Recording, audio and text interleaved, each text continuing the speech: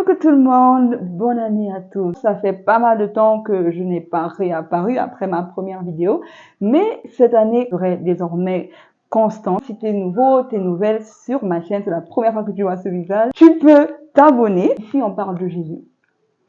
Je suis un peu trop passionnée de Jésus.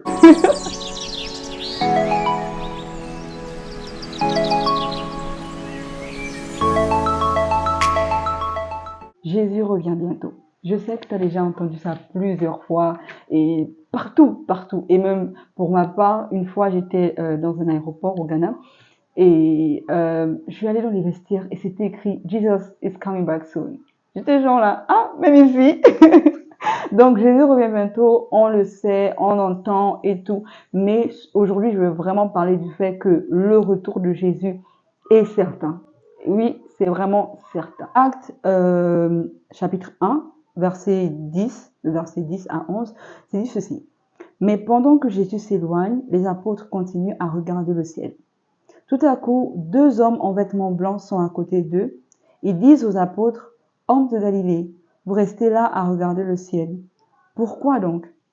Jésus vous a quitté pour aller vers le ciel, et il reviendra de la même façon que vous l'avez vu aller au ciel. » Donc ce passage nous confirme que le retour de Jésus est certain, que c'est pas parce que ça met du temps que Jésus ne reviendra plus au final.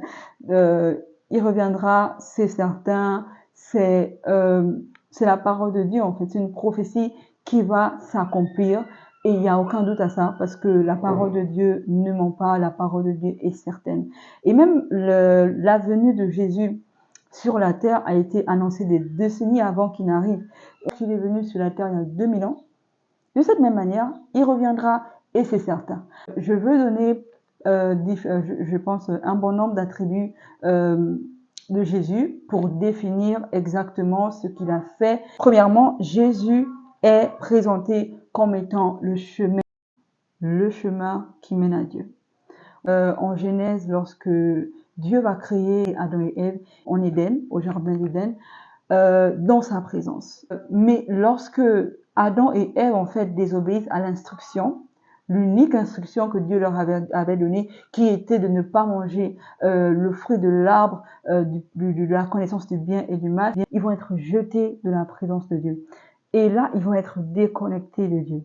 Et l'homme va donc chercher voies et moyens pour rentrer en contact avec Dieu, parce que l'homme est paramétré pour adorer, vous voyez. Et d'où va naître en fait les religions. Le but en fait commun, c'est de rentrer en contact avec Dieu, c'est d'accéder en fait au divin. Mais Dieu dit dans sa parole que le chemin, le seul et unique chemin qui mène à lui, c'est Jésus. Jésus est également appelé la vie.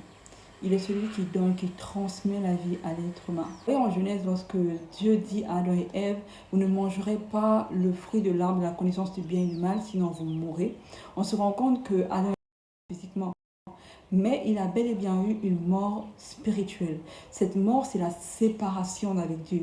Dieu est vie, et donc du coup, Dieu est la source de vie de l'homme. Et donc, quiconque est séparé de la présence de Dieu est mort spirituellement. La Bible dit que tous ont péché, en parlant des hommes, tous ont péché et sont privés de la gloire de Dieu, donc sont privés de la présence de Dieu. Et donc quiconque est privé de la gloire de Dieu est mort spirituellement. Croyez en Jésus, si vous croyez au sacrifice que Jésus a fait sur la croix, vous serez sauvés du péril.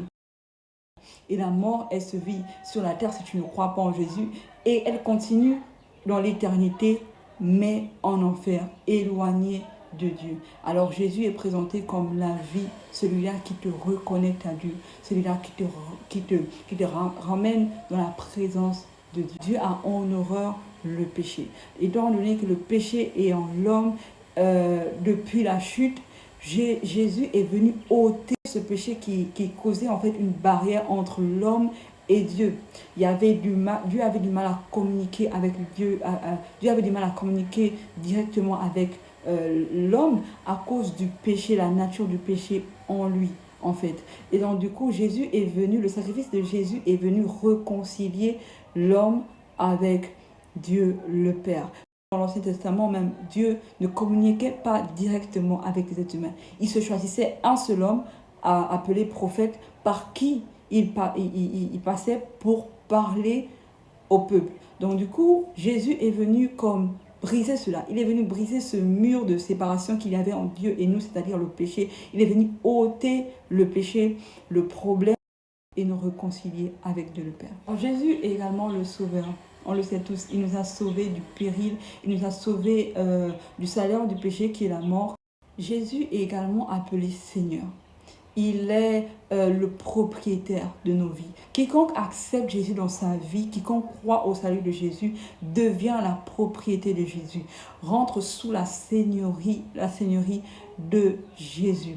Parce que la Bible déclare que Jésus nous a rachetés au prix de son sang. Et donc du coup, si on a été racheté, ça veut dire qu'on tenait à quelqu'un. Et oui, toute personne qui n'a pas Jésus en fait dans sa vie est bel et bien sous l'emprise de Satan. Pour terminer sur les attributs de Jésus, Jésus est également appelé premier-né d'entre tous. Il est le premier-né d'une race humaine qu'on appelle la nouvelle création. C'est cette race-là qui porte la présence de Dieu, qui porte la nature de Dieu. En fait, Jésus, quand il vient sur la terre, il est appelé Fils unique de Dieu. Il y a ce passage dans la Bible où Dieu lui-même il dit « Voici mon fils bien-aimé, celui en qui j'ai mis toute mon affection. » Donc Jésus est reconnu comme le seul. Parce que Jésus meurt pour nous, il donne maintenant l'accès, il donne la possibilité de devenir enfant de Dieu. La Bible dit en Jean 1,12 que à tous ceux qui ont cru en son nom, il a donné le pouvoir de devenir enfant de Dieu. Ce qui nous montre que tout le monde n'est pas enfant de Dieu. Ce n'est pas parce que tu vas à l'église, ce n'est pas parce que tu es né dans une famille dite chrétienne, ce n'est pas parce que tu pries de temps en temps que tu es enfant de Dieu. Non, tu deviens enfant de Dieu en croyant en Jésus. Et donc Jésus est le premier-né des enfants de Dieu qui sont encore appelés la nouvelle création. C'est la race humaine supérieure qui porte la nature de Dieu. Maintenant, Jésus, après avoir accompli sa mission, peut maintenant remonter au ciel et il dit qu'il va nous préparer des places à ces personnes-là qui auront cru en lui, ces personnes-là qui seront devenues enfants de Dieu au travers de lui. Mais avant de partir, il donne une instruction qui est d'aller et de faire grande diffusion de l'évangile, grande diffusion de ce qu'il a fait en fait pour que les multitudes aient la connaissance de cela et puissent prendre part à ce qu'il a fait sur la croix. Pendant que nous attendons le retour de Jésus, nous n'allons pas rester les bras croisés. Non, mais nous allons veiller sur nos cœurs, nous allons veiller sur notre marche, veiller à rester dans la sanctification, que nos cœurs soient gardés purs, que nos cœurs soient connectés à Dieu. Nous ne devons pas jouer à ce jeu où voilà, aujourd'hui tu es dans le monde, demain tu es à l'église, tu es froid, tu es chaud. Non, nous devons rester constants dans notre marche avec Christ par la grâce de Dieu et la puissance du Saint-Esprit qui travaille en nous.